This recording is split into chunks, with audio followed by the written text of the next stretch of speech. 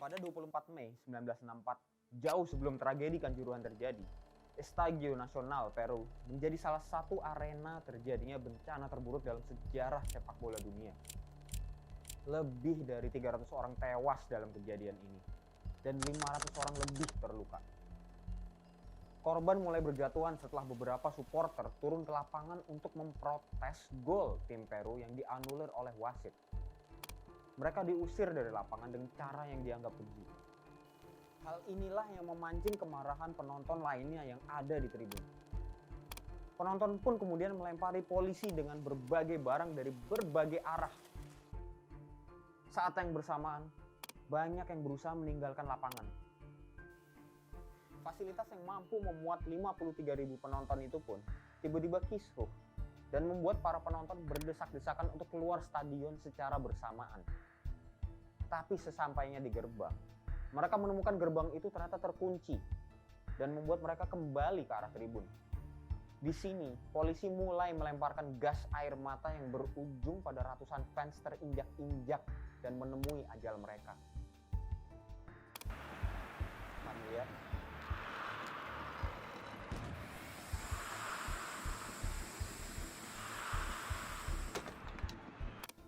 Ada benang merah dalam kedua tragedi kemanusiaan dalam dunia persepak bolaan ini. Penggunaan gas air mata untuk membubarkan penonton yang dianggap rusuh.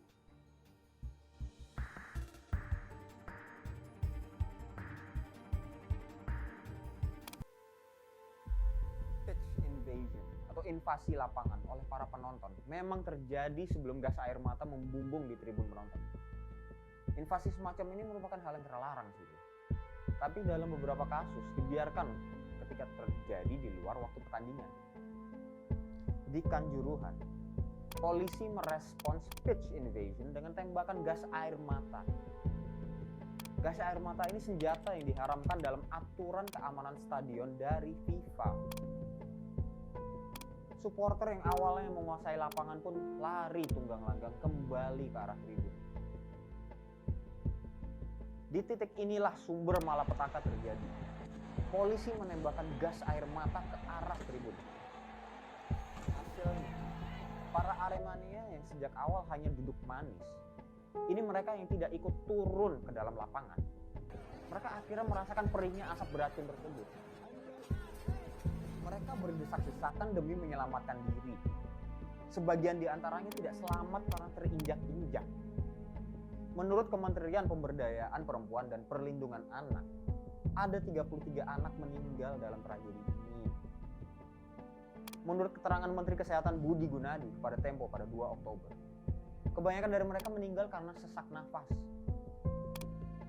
Total korban meninggal mencapai 129 orang. Jumlah ini termasuk 2 anggota polisi. Tragedi Kanjuruhan tercatat sebagai bencana sepak bola terburuk kedua setelah malapetaka Estadio Nacional di Lima. Banyak pihak yang menyoroti penggunaan gas air mata di dalam stadion Kanjuruhan. Karena pasal 19 huruf B FIFA Stadium Safety and Security dengan tegas melarang penggunaan gas air mata di stadion. Pasal 19B FIFA Stadium Safety and Security Regulations menyebutkan secara gamblang, no firearms or crowd control gas shall be carried or used. Atau senjata api atau gas pengendali massa tidak boleh dibawa atau digunakan. Di samping itu, cara beberapa anggota kepolisian dan TNI dalam mengendalikan massa juga menjadi perhatian. Sebab yang mereka lakukan dinilai tidak sesuai prosedur. Penembakan gas air mata ke arah tribun penonton oleh Polri dinilai melanggar pasal 2 ayat 1 dan 2 Perkapolri nomor 1 tahun 2009. Pasal 5 Peraturan Kapolri nomor 1 tahun 2009 tentang penggunaan kekuatan dalam tindakan kepolisian. 1. Penggunaan kekuatan yang memiliki dampak pencegahan. 2. Perintah lisan. 3. Kendali tangan kosong lunak. 4. Kendali tangan kosong keras. Kelima, kendali senjata tumpul dan senjata kimia seperti gas air mata. Keenam, kendali dengan menggunakan senjata api. Nah, mengacu secara faktual pada 2 regulasi tersebut, serta membandingkan dengan bukti-bukti visual yang bertebaran di internet dari saksi mata di lokasi, kita semua bisa ngejudge apakah aturan-aturan itu sudah diikuti apa belum. Namun, Kepala Kepolisian Daerah Jawa Timur Irjen Niko Afinta mengatakan bahwa penembakan gas air mata kepada Aremania di atas tribun sudah sesuai prosedur. Menurut Niko, hal itu sebagai upaya menghalau serangan supporter yang merangsek turun ke lapangan dan berbuat anarkis. Di sisi lain, Kepala Divisi Humas Mabes Polri, Inspektur Jenderal Dedi Prasetyo, ikut memberikan respon dengan mengatakan bahwa Polri masih mengevaluasi dugaan pelanggaran aturan FIFA terkait penggunaan gas air mata. Buntut dari kejadian ini, Kapolri Jenderal Listio Sigit Prabowo mencopot Kapolres Malang AKBP Ferly Hidayat dan 9 komandan Brimob Polda Jawa Timur. Sebanyak 28 anggota polisi pun menghadapi pemeriksaan kode etik. Mereka merupakan bagian manajer keamanan lapangan yang dianggap bertanggung jawab menggunakan senjata pelontar gas air mata dalam tragedi di Stadion Kanjuruhan. Ketua Badan Pekerja Kontras Surabaya, Andi Irfan, menyebut panpel lalai lantaran jumlah penonton melebihi kapasitas stadion. Dia mengatakan, ada potensi kekacauan, tapi tidak dilakukan upaya penyelamatan penonton. Pintu keluar justru ditutup sehingga penonton terjebak di lorong pintu keluar.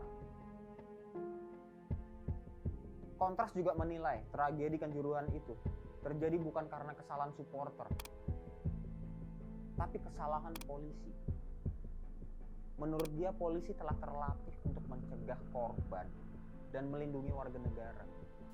Namun, kedua hal itu dinilai gagal dilaksanakan. Jangan sampai di masa depan kita menyaksikan kembali rentetan inkompetensi yang menyebabkan hilangnya nyawa orang. Pada akhirnya, kita butuh sikap kesatria dan suara lantang dari seseorang menyatakan, saya mengundurkan diri.